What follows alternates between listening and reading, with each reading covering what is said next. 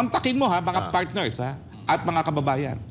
Nagsalita na po ang kanyang pinsan na presidente. Itigil yang panunuhol na pagbibili ng signature. Itigil yang pirma. Hayaan ng Senado na manguna. Anong ginawa? Hoy, insan, akala mo ikaw ang president. Ako ang may hawak ng purse. Ako may hawak ng national budget. Ako ang pinakapangyarihan. Ako ang masusunod, hindi ikaw. Presidente ka lang sa pangalan. Yan ba ang sinasabi niya? At sinuway niya ang sariling presidente na nagsabi, itigil na yung pirma na yan. Ngayon pa lang, feeling president na siya. Bakit ganun? PBBM, ikaw naman, alam mo naman, mahal kita. Ang problema, hindi na kami pina-e-ere, so hindi ko alam kung ikaw ay nanonood sa Free TV. Sana naman, may cable ka dyan sa Malacanang. PBBM, bakit ka naman pumapayag sa ganito? Na ginagawa ka lang tau-tauhan na iyong pinsan? Masyado ba talagang napaka-impluensya na iyong insan sa iyong buhay? Napapayagan ka mong insultuhin ka? Na baliwalain ang iyong instruction na itigil na yung pirma? Ano bang hawak ng pinsan mong yang sa iyo? Pero PBBM, kung ano man ang hawak niya, papaalalahanan kita. Ikaw ang binigyang tiwala ng ating mga mamamayan na depensahan ang ating saligang batas. Sinumpaan mong katungkulan yan sa harap ng Panginoon, sa harap ng iyong pamilya, sa harap ng sambayan ng Pilipino, that you will protect the Constitution. Huwag ka pong pumayag na gawin kang tau-tauhin na iyong pinsan na naging speaker dahil inendorso mo naman. Kung hindi naman dahil sa'yo, hindi magiging speaker yan. Bakit ka papayagang insultuhin kang ganito? Narinig na ng taong bayan kung anong decision mo, tapos ngayon, babaliwalain? Kung ano man ang hawak niya laban sa'yo, magtiwala ka. 30 million Pilipinos ang nagbigay ng tiwala sa'yo. Re-resbakan ka namin. Dedepensahan ka namin. Kung ano man ang kanyang hinahawak laban sa iyo, huwag ka mag-alala. Tatanggapin namin kung ano yon. Pero sa ngayon, kinakailangan, protektahan mo ang saligang batas. Protektahan mo ang dignidad ng mga Pilipino na ang mga Pilipino ay hindi po for sale. Sobra naman kayo mga SSB, mga kaibigan ko dyan sa Kongreso.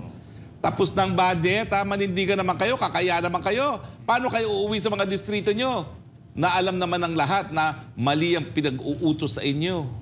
O baka mamaya pati mga congressional seat nyo mawala sa inyo. Sige kayo ha. Attorney, matindi po ang galit na haharapin ninyo.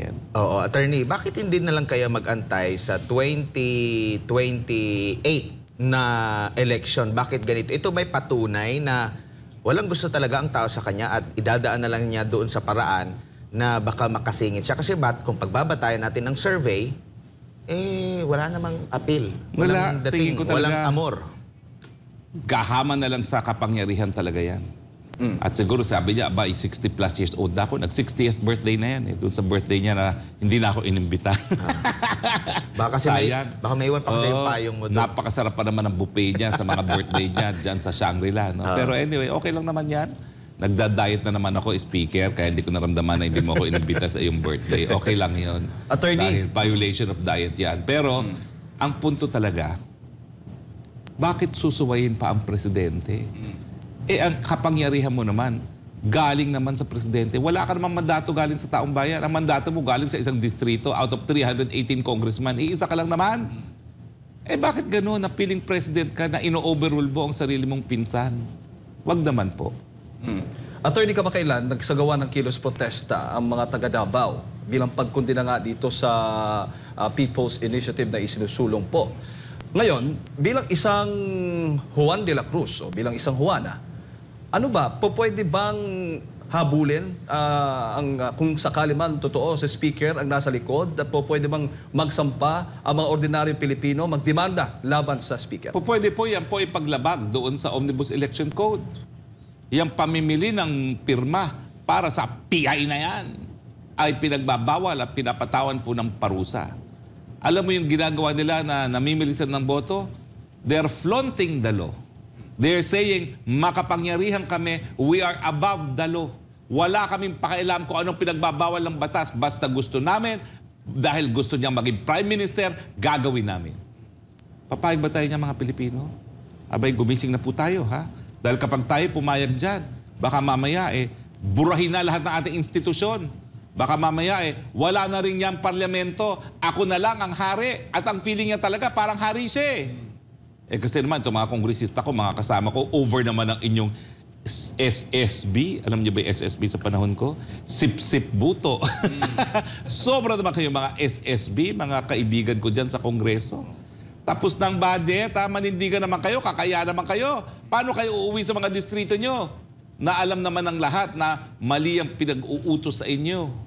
O baka mamaya pati mga congressional seat nyo mawala sa inyo. Sige kayo, ha? Attorney, matindi po ang galit na haharapin ninyo. Kagabi, na-interview namin si Senador Ronald Bato de la Rosa at nasabi na nga niya na nakakuha na raw ng sapat na boto para dyan sa Davao City dahil nga nalinlang dahil sa ang isinangkalan ay ayuda na hindi tinanggihan ng mga ilan sa ating mga kababayan. Now ngayon, ang sabi, natanong ko naman kagabi, na yung nabanggit mo na nagkausap sina Senate President at Speaker at si Pangulong Bongbong Marcos at nabanggit nga na ititigil na yung People's Initiative.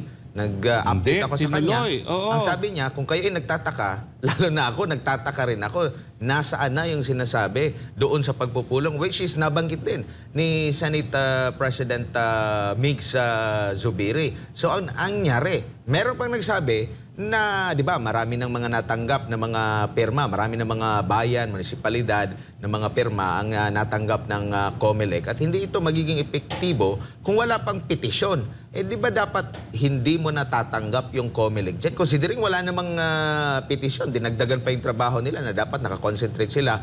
Meron pa silang bidding para sa system na gagamitin.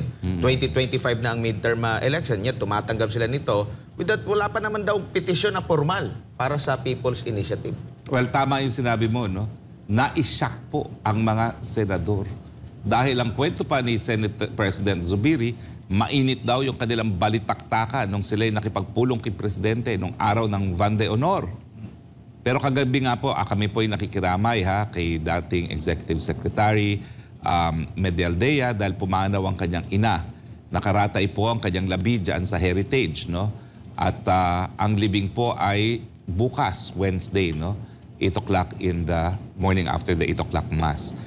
Pero kagabi, nandun din si Senate President Zubiri at ang bida ko sa kanya dahil kasama ko naman yan sa Unity, no? Ano SP? Ano nangyari? Akala ba na nalinaw na? Akala ko ba nagsalita ng Presidente?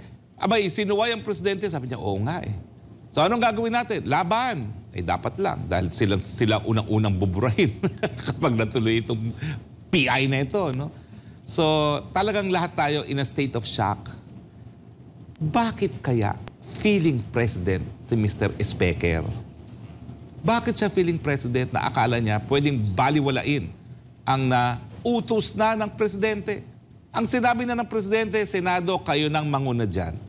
At gawin nyo na sa pamamagitan ng ordinaryong batas. Kasi nagawa naman natin yan pagdating sa Public Service Act.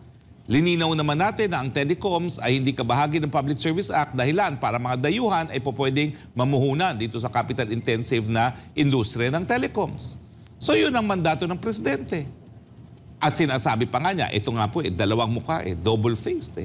Na wow, ito'y patunay na merong pagtutulungan sa panig ng Senado at ng Kamara.